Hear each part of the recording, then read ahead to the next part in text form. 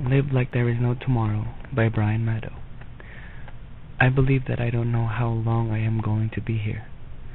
I need to make every second, minute, and hour count. I need to tell my friends and family that I love them. I learned these important lessons when I was a nurse in a public hospital. I saw patients get well and some not even have a happy ending.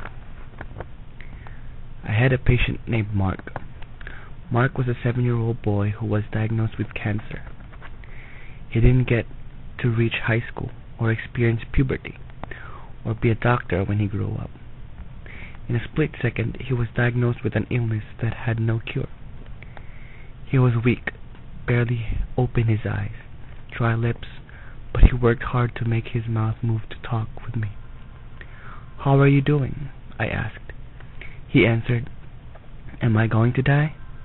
I was speechless, but then I said no. I believed that God was there, wanting that little boy to survive. I saw his family hug him and comforted him. Every few minutes, someone said, "I love you, son." They gave him small stuffed toys and lots of balloons. A huge basket wrapped in orange paper with lots of ribbon was full of fruit. But the next day, when he was taken away, I knew that God had a different plan for him and for his family. I also learned that when I thought it was the end, I may have to think again. Russell was also diagnosed with cancer. He was a father of 2 and a husband to a beautiful wife. He was a good provider, but he was diagnosed with an illness. One day, I was doing my rounds.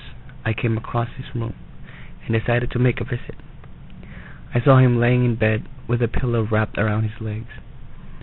He was weak and had dry lips, but when I looked at him in his eyes was full of life and joy with sparkles all around. I wish all the people in the hospital saw it. It was magical.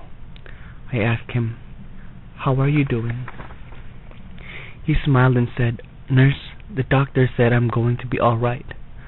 I am cured." With that, I was so happy. My world was painted again. The wife cried there and started hugging her husband.